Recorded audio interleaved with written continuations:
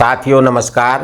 मैं RS खरे अपने channel मातु पितृ ज्योतिष ज्ञान के माध्यम से आप सभी दर्शकों का हार्दिक अभिनंदन स्वागत करता हूं। इस वीडियो में हम ग्रहों के गोचर के आधार पर चर्चा करेंगे कि मेष राशि वाले जातकों का माह अक्टूबर, नवंबर और दिसंबर 2025 उनके स्वास्थ्य के दृष्टिकोण से कैसा रहेगा, आर्थिक पक्ष कैसा रहेगा, भूमि भवन के बारे में समझेंगे, संतान शिक्षा के बारे में जानेंगे, दाम्पत्य जीवन कैसा रहेगा, भाग्य के बारे में समझेंगे, कैरियर कैसा रहेगा और क्या क्या लाभ, हानियां, परेशानियां मेष राशि वाले जातकों को इन 3 माह देखने को मिलेंगी। इन्हीं सब बातों की चर्चा इस वीडियो में विस्तार से करेंगे। यह राशिफल चंद्र राशि पर आधारित है। इसे नाम राशि एवं लग्न से भी देखा जा सकता है। माह प्रारंभ से ही कुंडली चार्ट में दिख रहे ग्रहों के गोचर की स्थितियां कुछ इस प्रकार हैं। मेष राशि के तीसरे भाव मिथुन राशि में देवगुरु बृहस्पति गोचर कर रहे हैं। पंचम भाव में सिंह राशि में शुक्र देव केतु देव का गोचर हो रहा है। छठवें भाव कन्या राशि में सूर्य देव बुध देव गोचर कर रहे हैं। सप्तम भाव तुला राशि में मंगल देव का गोचर हो रहा है और एकादश भाव लाभ भाव में राहु देव गोचर कर रहे हैं और द्वादश भाव मीन राशि में शनि देव महाराज का गोचर हो रहा है। इन ग्रहों के गोचरीय प्रभाव एवं राशि परिवर्तन से मेष राशि वाले जातकों का माह अक्टूबर, नवंबर, दिसंबर 2025 कैसा रहेगा, यहाँ पर इसी को समझने का प्रयास करते हैं। मेष राशि वाले जातकों के राशिपति लग्नाधिपति मंगल देव हैं और मंगल देव तुला राशि में गोचर करते हुए चले आ रहे हैं और 27 अक्टूबर तक तुला राशि में ही मंगल देव का गोचर होगा।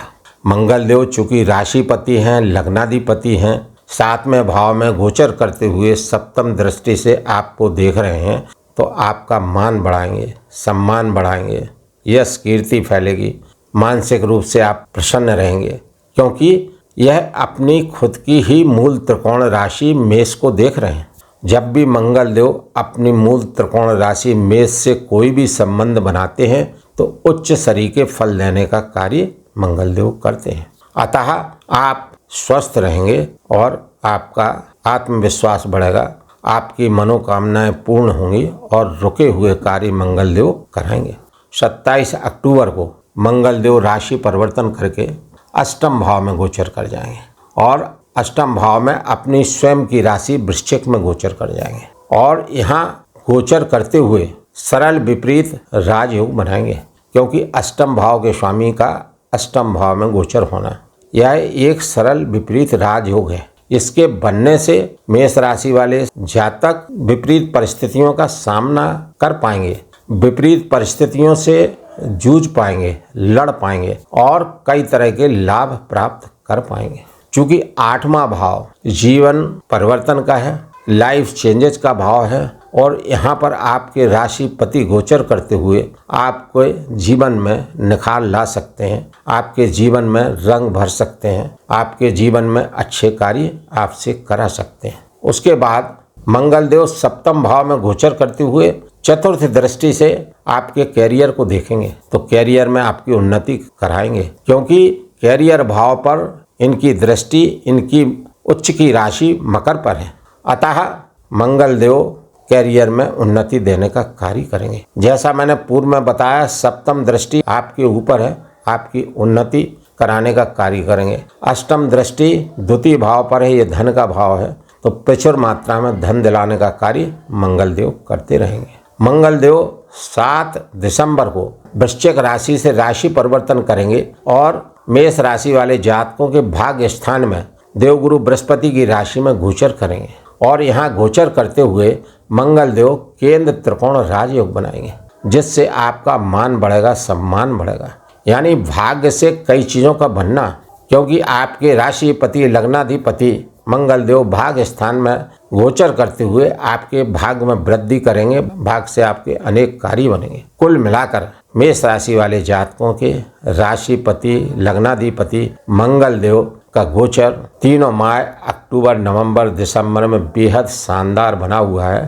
तो यह निश्चित है कि मेष राशि वाले जातकों के लिए ये तीनों माह बेहद शुभ एवं अनुकूलता लिए हुए दिखेंगे। राहु देव एकादश भाव में गोचर कर रहा है और अपने परम मित्र शनि देव के घर में गोचर कर रहे हैं। हालांकि राहु देव का ट्रांजिट 18 मई 2025 को एकादश भाव में कुंभ राशि में हो गया था, लेकिन राहु देव उस समय मृत अवस्था में थे, 30 अंश बल में थे। लेकिन अभी 3 सितंबर से राहु देव एक्टिवेट हो गए हैं, जागृत अवस्था में हैं, 24 डिग्री का बल हो गया है, अतः अपने फल देने में सक्षम है, पावरफुल है। लेकिन अब ये जागृत होने की वजह से आपको काफ़ी लंबे समय तक, जब तक यहाँ पर रहेंगे तब तक आपको बेहद शुभ फल देने का कार्य करेंगे। वैसे भी ज्योतिष में तीसरे भाव में, छठवें भाव में, 11वें भाव में राहु का गोचर बेहद शुभ माना गया है। तृतीय षष्ठे एकादशे राहु राजयोग प्रतिष्ठिते। तीसरे भाव, छठवें, 11वें में जब भी राहु देव स्थित होते हैं या गोचर स्थिति में होते हैं तो राजयोगों जैसे फल जातक को देते हैं। और यहाँ पर 3 सितंबर से चूँकि एक्टिवेट हो गए हैं, जागृत हो गए हैं, पावरफुल हो गए हैं, तो यहाँ पर बेहद शुभ फलों की प्राप्ति आपको दिलाएंगे। चूँकि लाभ भाव में बैठे हैं तो अनेक सूत्रों से धन के लाभ कराएंगे, सामाजिक मान प्रतिष्ठा बढ़ेगी। और इनकी 3 दृष्टियाँ भी होती हैं, पंचम दृष्टि, सप्तम दृष्टि, नवम दृष्टि। पंचम दृष्टि पराक्रम स्थान पर, तो आपका साहस, बल, पराक्रम, पुरुषार्थ बढ़ेगा। आप बड़े से बड़े कार्य कर जाएंगे, जिससे आपका कैरियर चमकेगा, कैरियर में उन्नति देखने को मिलेगी। सप्तम दृष्टि पंचम भाव पर, ये संतान का भाव है, ये शिक्षा का भाव है, ये प्रेम प्रसंग का भाव है, ये राजनीति का भी भाव है, मनोकामनाओं पूर्ति का भाव है। तो इन सब में आपको राहु देव से अच्छे फल देखने को मिलेंगे। ये पेट से संबंधित चीज़ों का भी भाव है, तो आपको पेट से संबंधित बीमारियों पर ध्यान रखना, अपने खान पान का ध्यान रखना है। राहु देव की नवम दृष्टि आपके दाम्पत्य जीवन भाव पर है और 27 अक्टूबर तक मंगल देव यहाँ पर बैठे हुए हैं। तो आपको अपनी वाणी पर ध्यान रखना है, क्योंकि मंगल अग्नि तत्व के ग्रह हैं, राहु वायु तत्व ग्रह। तो आप अपनी वाणी पर ध्यान रखेंगे तो दाम्पत्य जीवन अच्छा रहेगा। जो लोग लव रिलेशन में हैं उनके संबंध भी मधुर बने रहेंगे। कुल मिलाकर राहु देव का गोचर माह अक्टूबर, नवंबर एवं दिसंबर 2025 में किसी वरदान से कम साबित नहीं होगा। देवगुरु बृहस्पति तृतीय भाव में गोचर करते हुए चले आ रहे हैं और तृतीय भाव में गोचर करते हुए आपके साहस, बल, पराक्रम, पुरुषार्थ में वृद्धि देने का कार्य करेंगे और पंचम दृष्टि से आपके दाम्पत्य जीवन भाव को देखेंगे। दाम्पत्य जीवन भाव में देवगुरु बृहस्पति के मित्र मंगल की गोचर स्थिति का होना, राहु देव की नवम दृष्टि का होना और गुरु की पंचम दृष्टि का होना, यह विशेष संयोग है। इस संयोग से आपका दाम्पत्य जीवन अच्छा रहेगा, दैनिक रोजगार के कार्य अच्छे चलेंगे, पार्टनरशिप के कार्यों से फायदा होगा और आपको हर तरह के लाभ प्राप्त होंगे।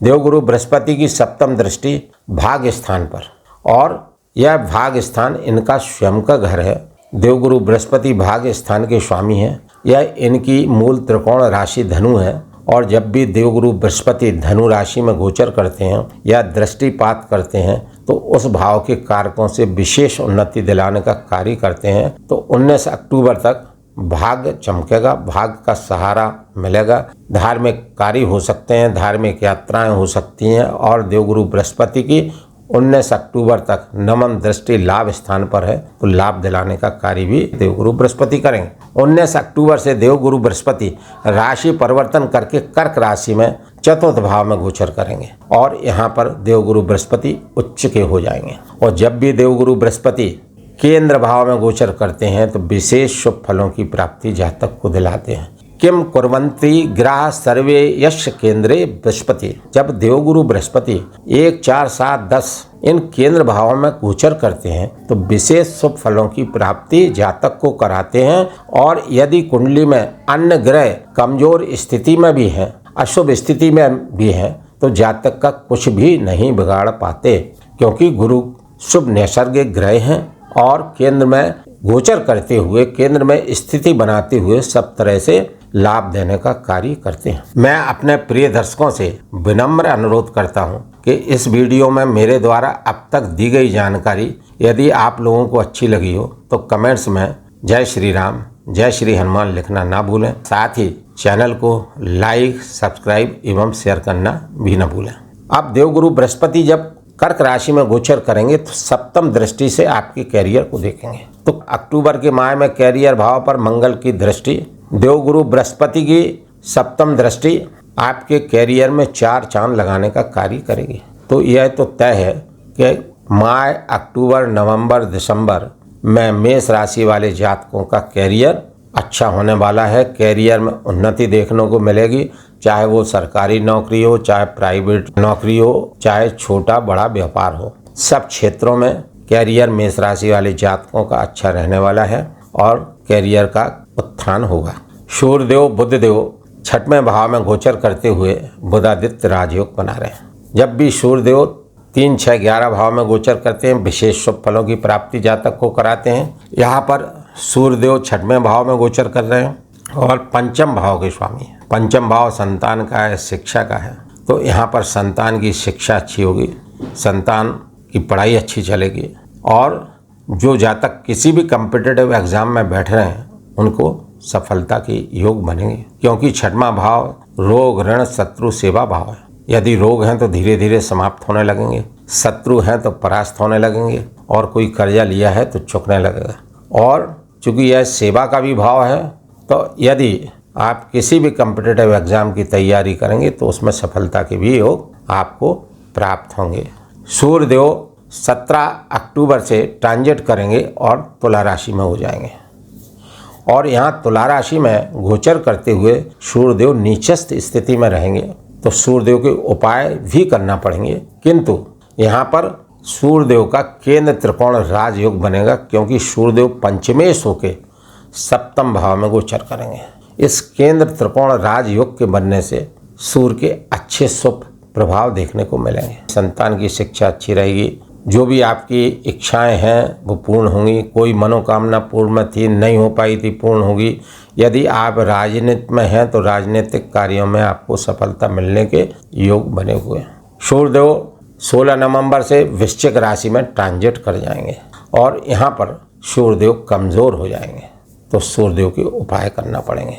16 दिसंबर के बाद सूर्यदेव धनु राशि में भाग्य स्थान में गोचर करेंगे। भाग्य चमकेगा, भाग्य का सहारा मिलेगा और संतान की एजुकेशन अच्छी रहेगी। संतान के उच्च शिक्षा के योग बन सकते हैं। पिता का स्वास्थ्य अच्छा रह सकता है। कुल मिलाकर सूर्य का गोचर दिसंबर माह में अच्छा रहने वाला है। बुधदेव माह प्रारंभ के 2 दिन कन्या राशि में गोचर करेंगे। यह इनकी उच्च की राशि है तो यहाँ पर उच्चस्थ स्थिति में सूर्यदेव के साथ में बुधादित्य राजयोग की स्थिति में रहेंगे तो आपके साहस, बल, पराक्रम, पुरुषार्थ को बढ़ाएंगे।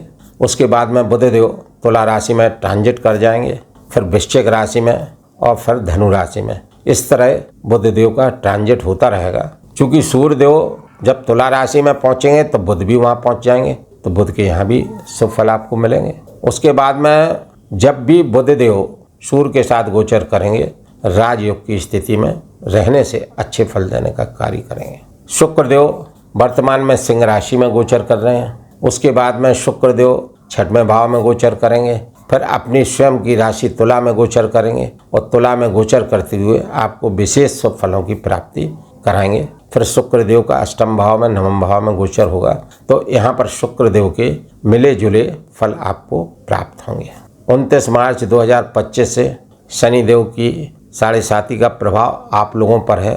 शनिदेव की 7.5 का प्रथम स्पेल चल रहा है तो आपको हार्ड वर्क करना है, कार्य करना है, क्योंकि आपकी राशि में, आपकी जन्म कुंडली में शनिदेव की स्थिति कर्मेश लाभेश की है और कर्मेश लाभेश होकर शनिदेव द्वादश भाव में बैठे। और जब भी शनि की 7.5 लगती है तो वह केवल आपको ये सिखाने के लिए आती है। शनिदेव महाराज ये सिखाते हैं कि जीवन में कौन आपका है और कौन आपका नहीं है, और आपने क्या कर्म किए हैं और आपको क्या क्या भोगना पड़ेगा।